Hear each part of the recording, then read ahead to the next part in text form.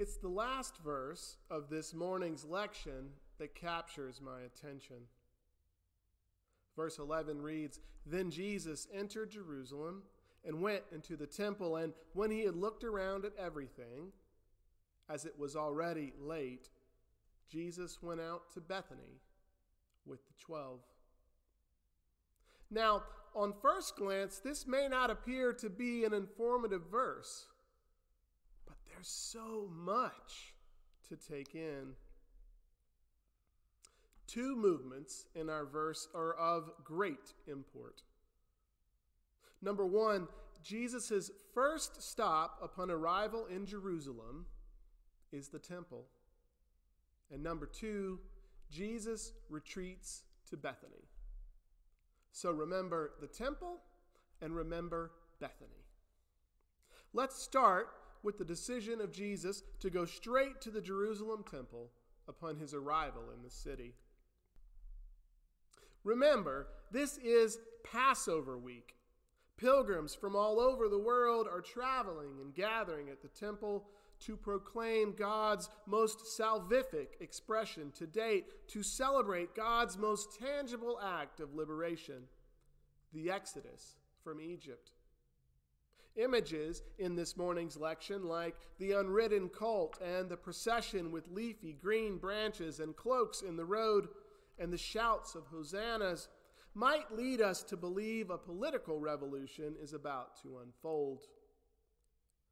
But Jesus isn't seeking public office, nor is Jesus carrying a sword to lead an army of force.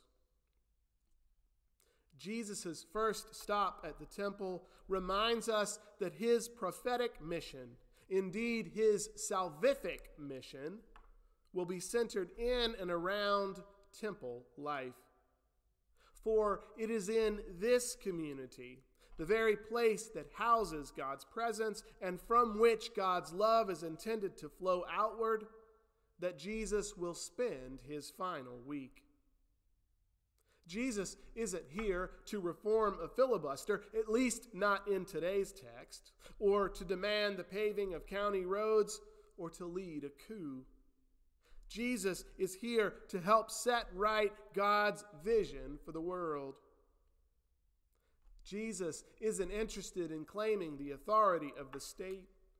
Jesus is here to be claimed by, empowered by, liberated in God's authority. I think for Jesus, the temple was supposed to be a living metaphor of the Exodus story, a place where Torah was lived with felt compassion, a place where manna could be provided to those wandering in the wilderness, a place where God's people mimicked God's compassion and empathy for humanity's most marginalized communities. But down in the Galilee and all around the metro area of Jerusalem, Jesus and his neighbors were experiencing the broken shards of a shattered covenant. The temple establishment had long ago decided that the state's authority was more pressing than God's authority. Torah was to be mastered, weaponized even, in a way that allowed the privilege to own Torah and, by extension, to claim God in the form of social, political, and economic exploitation. Jesus, of course, reminds us, and daily, that God isn't something to be had. Instead, God has, God holds, God is with each of us. Now, Jesus knows there is corruption in the temple, but Jesus is also judicious. Don Otoni Wilhelm reminds us that later during Passover week, in fact, in the 4 verses that follow this morning's lection, verses 12 through 15, Jesus will be so infuriated by the money-changing tables that he'll drive out the money changers and chastise the local authorities for turning a house of prayer into a marketplace. Wilhelm intuits that Jesus' stopover at the temple upon arrival, even at a late hour, is a kind of inspection. Jesus wants to verify and understand what he sees before providing an appropriate response. Therefore, the first movement in this Holy Week story, the decision to stop at the temple, reveals Jesus' purpose and intentionality. God's liberating story will only continue if God's people choose to be liberated. In other words, if God's people work to reform, rejuvenate, and resurrect those things that God makes known. The second thing of great import that Jesus does is that Jesus goes to Bethany after seeing the temple with his friends. Jesus goes to Bethany. Mark's author is concise and urgent, so words aren't wasted. The mention of Bethany is not a footnote, nor is it an endorsement for the local chamber of commerce. It's here in Bethany, in this little sanctuary, that Jesus rests in a garden and prays in a garden and shares a last meal with his friends. Engaging in God's work, heeding God's call, seeking to live out Torah with felt compassion.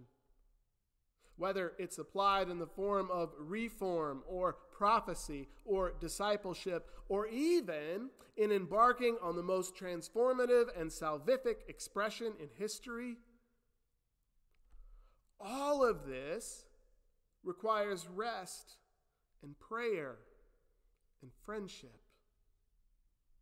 The text tells us that we all need a Bethany.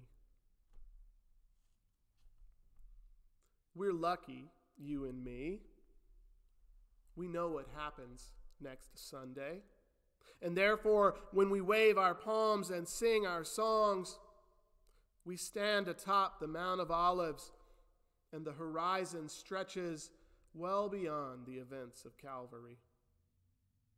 And we can easily overlook the difficult choreography that takes place in the valley of Holy Week.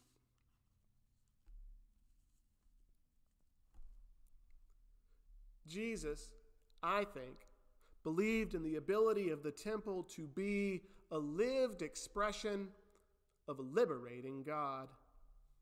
And I think at our core, we too believe in the ability of the church at Sardis and the church universal to each be a lived expression of a liberating God. And yet this thing, this church, this community that has so much potential, so often falls short of its potential. Jesus was pained to see the temple leaders trade God's authenticity for Caesar's counterfeit. Jesus' decision to work for the temple's potential ultimately resulted in his death. And while our decision to work for the church's potential may not lead to death, it can certainly ostracize us from those who cling to the comforts of privilege.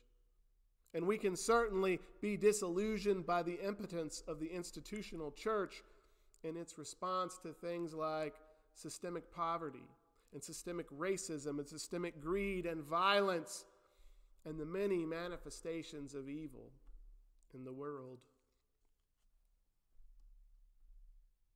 Each day, each week, each month, each year, we faith what can and what will be. And yet we also experience the pain and the perceived death of living through the not yet realized. Mark's Holy Week narrative uses the locations of Temple and Bethany to juxtapose our work and our Sabbath. The temple is the focus of God's liberating work. Bethany is the source of God's Sabbath, the source of God's community, the source of God's energy. So this morning, friends, as you wave your palms and shout your praises, I hope that you'll narrow your view just a tad. There's plenty of time for each one of us to look beyond the events of Calvary in the coming season. Instead, I hope you'll use today's royal and happy procession to steel yourselves for the coming dance of Monday and Tuesday and Wednesday and Thursday too. I hope that you'll wake up each morning and provoke the temple establishment. I hope that each day you will allow yourselves to be utterly drained in the pursuit of God's justice and God's love.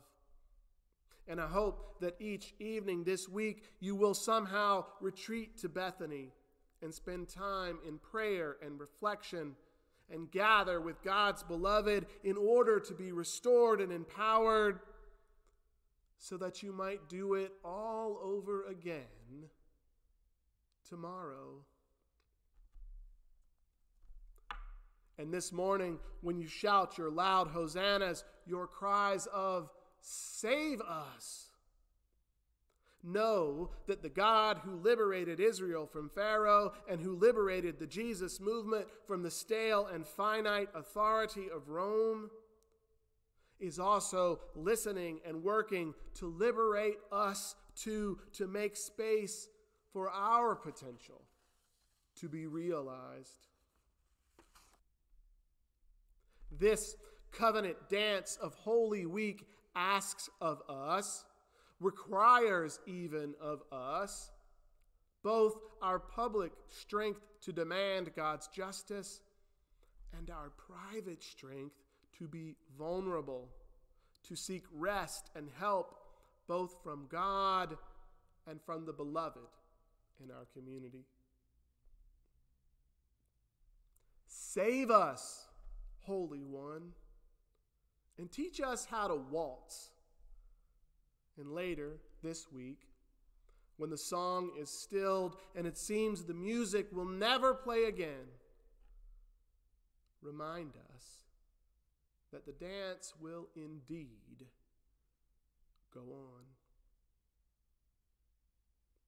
Good friends, may it be so, and may it be soon. Amen.